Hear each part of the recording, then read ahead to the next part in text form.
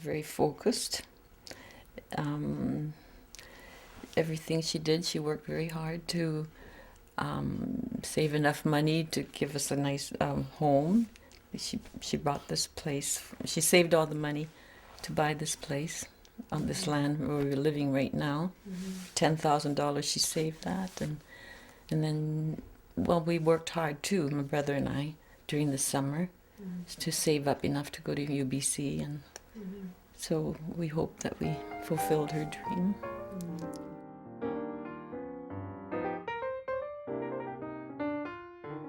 My dad and my grandpa came to Canada May the 24th, 1900. It's May Day. They got off a boat on Victoria. Yeah. And my mom came 1911, November, no, it was September the 11th, I heard. And I was born 1912, November the 19th, about 20 days before the date. Yeah. So I was only 4 pounds, I heard. So my mom had a hard time to raise me up. Yeah. Mom doesn't have enough breast milk. So every morning and night she went to the, there's a dairy farm on Chatham and 2nd Avenue. So every morning and night my mom would go there and buy milk. She doesn't want to let me the spoiled milk. So every morning and night she will go there. Mom and Dad took me to the Skeena River. They were, I think, 1919 or so. And they want me to go to the kindergarten first. So they took me to the Skeena River. So we came back, I think that was 1919, maybe middle of September. And she wanted to take me to the kindergarten, but I heard, I said, no, kindergarten, I'll go to school. So I refused to go to the kindergarten. So Mom took me to school and asked the principal, and this girl doesn't want to go kindergarten, so do you think you can let her in? And the teacher said, oh, I think it's better to let her play half a year in kindergarten than get her start school now.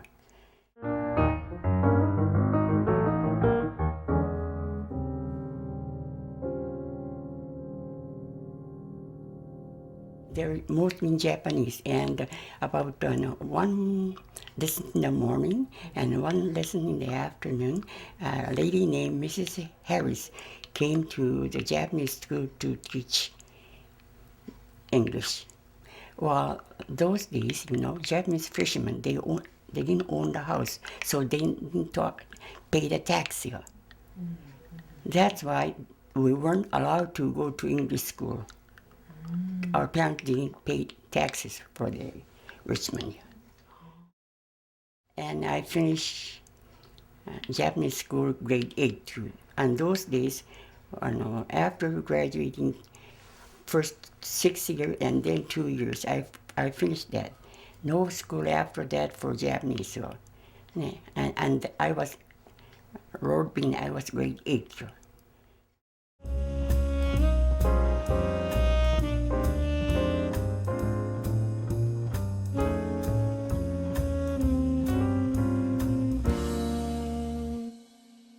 That night, after the graduation, I told my mom that I really want to go to Japan and study more Japanese. And a week later,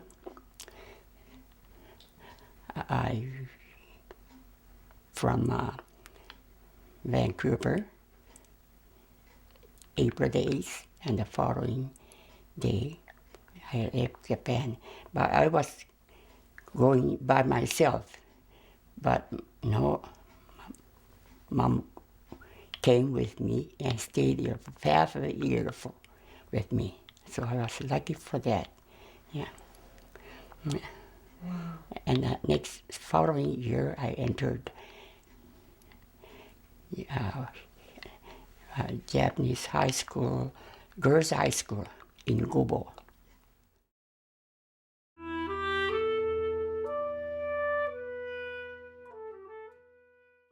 That was taken 1932, November the 16th. We represent our school to attend the ceremony for the, in front of the Emperor Hirohito. And we did a marching in front of him, and then we sang a welcoming song.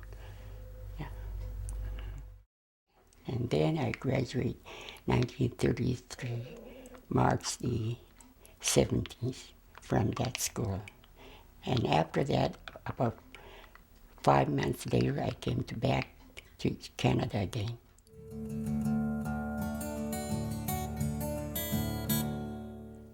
Well, we didn't know each other that much. Yeah. but I married him. That was 1937, January the 30th.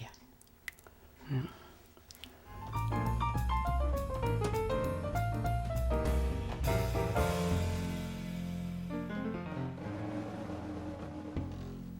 Wedding ceremony at the Buddhist church. I think it started at 3 o'clock. And after the wedding ceremony, I think we got on the taxi, and the taxi will honk a horn, and I think we went around Steveston town. I think most of them did that during these days.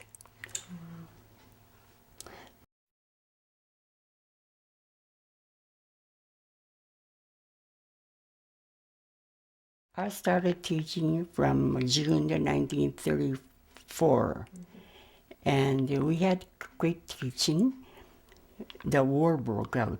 In the meantime, I had 2 children, so I took kind of maternity absence, and then when I had Elsie, that was February the 2nd, 1938. So I took off from my teaching November 15th, 1937.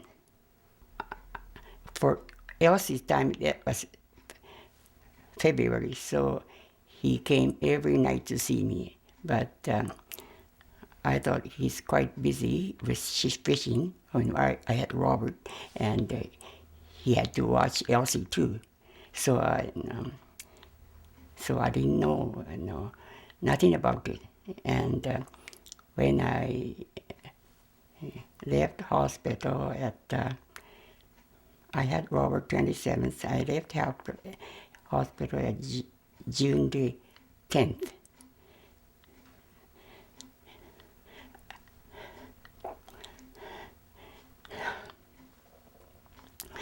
My uncle,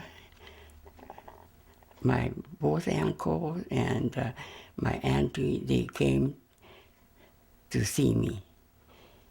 And they told me to sit down on the bed. And they told me, your husband is gone now. But I was so shocked. Not even a word. No tears at all, no. I was so run down. And that night is hard to me. Not even one drop of water, not even the food would go down. And that night I couldn't sleep at all. I was all awake all night long. Yeah.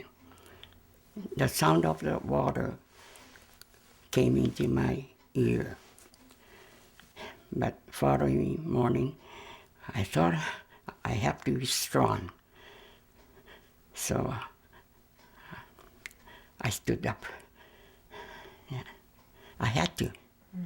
No time to no cry or no time to suffer. Yeah.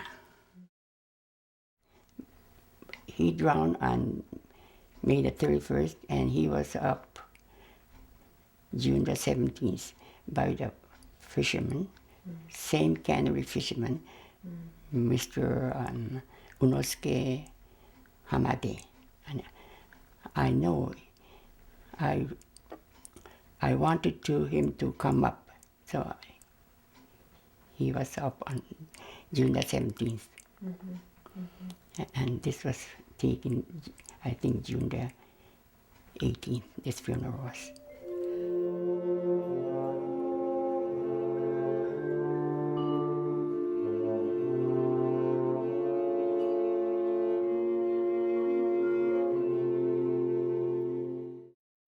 My mother was in Japan that time. So my father, my grandpa got sick, so my mother had to go to Japan to watch him. And this happened to me. So my mom went to Japan, I think, on January 9th, 1940. So I had Robert 1940. The same year, May the 27th. So my grandpa, who was sick, told my mother, "You better go back to Canada to watch Robert's Elsie and Robert and myself." So, and my uncle's family, they took care of my granddad, and then he came back to Canada to watch our family. Yeah. But we owned a house in the corner of Chatham and 7th Avenue before our evacuation. Yeah. But that was sold about, I think, $1,000 that time, and they took the commission, or I only got about 885 or so, around there, and that was divided to 3 parts, 1 part for me and 1 part for Elsie and 1 part for Robert. Yeah. So about 200 something I got, and the rest every month I got my own right away, but for Elsie and Robert, I think they send about $30 a month to each of them.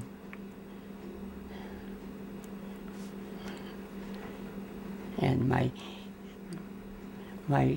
husband's boat was sold about less than 300 fishing boat was.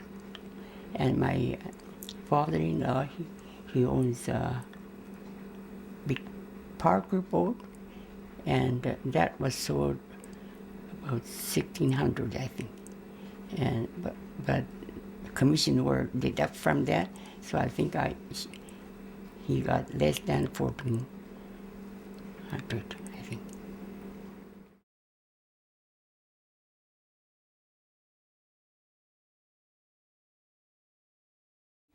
We lost everything, right? Our pianos, our lamps, or all the nice things, because when we left, when I was 4, we just took what we can carry on the train. And so most of us, I think we took old toys or, just some clothes, and because we were hoping to get back sooner than 10 years,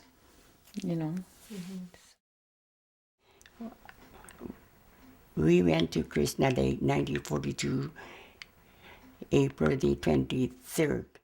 Because my grandmother was a cook in the camps in Chemainus and other places, this self-supporting group that went to Christina Lake wanted her to come as a cook, because I think you have a picture there of the lodge that most people stayed in. So several families stayed in this lodge, but there was a main kitchen, an eating area, and my grandma went as a cook. And because my mom was a widow, my grandma wanted to take us along too, so we went with my grandma's family, and that's how we ended up there. But we stayed there for 4 years. And I do remember Christina Lake, the things that we did. You know, the cougars and the deer. We lived right in the woods. And we fished in the lake. That was 4 years there. And there was no stores. A man would come from a grocery store in Cascade with a little tiny book, and he would take orders for the week. And so the following week he would bring back the food that we ordered. But when you think of the supermarkets now and what we had then, there was very, limited. We lived in the room, and it's a big kitchen. So my mother and the others, they help each other and cook, and we all ate together at the same kitchen.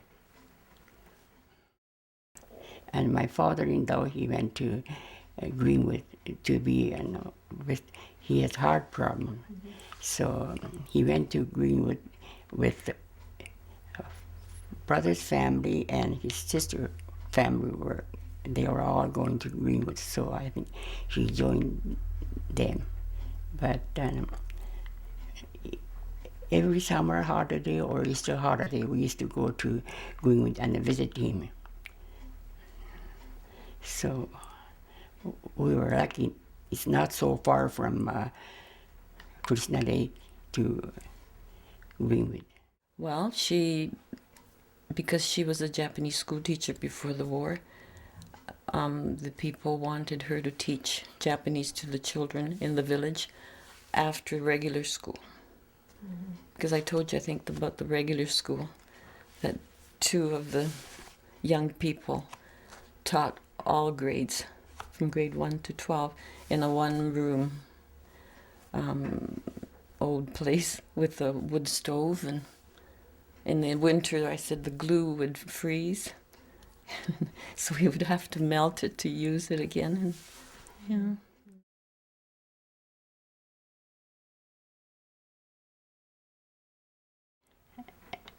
And then I went to Grand Forks, 1946, April 2. Beginning of April, I went to Grand Forks to work on the farming. So it's quite a hard time, but I did my best to work, and we had to work from 7 in the morning to 6 o'clock. That was 10 hours work in a hot sun, but I made it. I worked 1 year and seed farming, and then I went to the different farming for 1 year. So I really worked about 2 years in camp. Before I moved to Cameras, I worked about 2 summer at Grand Forks, and then I moved to Cameras with my mother's family. Yeah, they moved to Cameras before me, 1 year ahead of me, and Mom came to meet us the following year. That was end of February, 1948. Yeah. When I first started working, that was about 35 cents an hour, I remember. And after that, and in Cranberries, I was paid 50 cents an hour. So I thought that was great. For 10 hours work, 50 cents an hour. I worked so steady because I was lucky. I was with my mother's family, so I didn't have to worry about my children staying by themselves. So I was lucky enough to do that, yeah. Elsie started school, I think, Grand Forks when she was in grade 3. And Robert started grade 1 when he was 6 years old in 1946. That school was he started in Grand Forks, and then when they were in grade 4 and grade 2, they moved to Cameras, Stewart's School in Cameras, elementary school. Yeah. Well, because we lived with our grandparents, and my uncle and my grandfather were fishermen before the war, so they were anxious to get back when they were allowed, and they came out a year ahead to set up homes for us. I came back to Steveston end of January 1951 with my mother's family and lived on the Scotch Pond right beside my mother's house. Yeah, so I was so lucky to be with them. Maybe other than that, it's hard, but they were with me always, so I was lucky to, I really appreciate for that. That was 1956. By that time, Elsie graduated from high school and Robert was grade 10. So I thought they're old enough. So in those days, we had to work nighttime from 8 o'clock at night until the next morning. So I didn't want to my kids stay by myself during the nighttime. So I didn't start working at the BC Packer. But I started from 96 till my retirement date, that was 1977, end of November. From 1963 or so, we were in the prepared product, so I was lucky enough there was lots of work there. Those who started working from 1956, they allowed us to work at the prepared product. So I was one of them, so we were quite a steady job all year round. I came here to the old house over here, 1959, June the 21st, I think. Yeah. That time, Elsie was in third grade university, and Robert was in first year. So I thought I better buy a house now. So I bought the old house, 1959. So I spent all my money for that. I paid $10,000 for cash for that house, old house. And Robert was working at the cannery during summertime, and he graduated 1962, May the 30th. One day before my husband passed away, May the 31st, he graduated May the 30th. That was 20 years before he lost his dad when he was about 5 days old. They did what I wanted to. I want to send them to university. So that's my aim to work. I want to let them go to school as far as they want. So they did. They both did. So I'm as happy about it.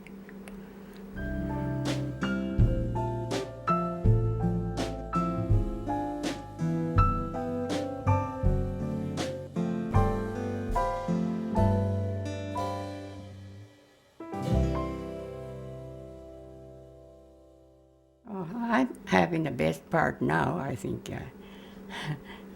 My daughters and her husband they are with me, and I didn't have to worry about anything now. Yeah. So I'm really happy, and they're with me, and same house, and my I'm looking forward to for my great grandchildren. Yeah, I think they're doing quite good now, so I'm happy with that. But, Most of the people in Steveston are from the same village, so we're all relatives or offsprings of these people that started out over 100 years ago. And I think we're all related somehow through marriage or birth, and so we tend to keep that up. We're always sharing things, or whatever we have, we share, and even whatever she does it with people that she's known all her life, And of course, where she worked too, BC Packers, she's made so many friends, and she still keeps in contact with them. And the students that she taught, they remember her and celebrate her birthday with, they'll have her over for, they take her out for dinner or lunches. And, yeah.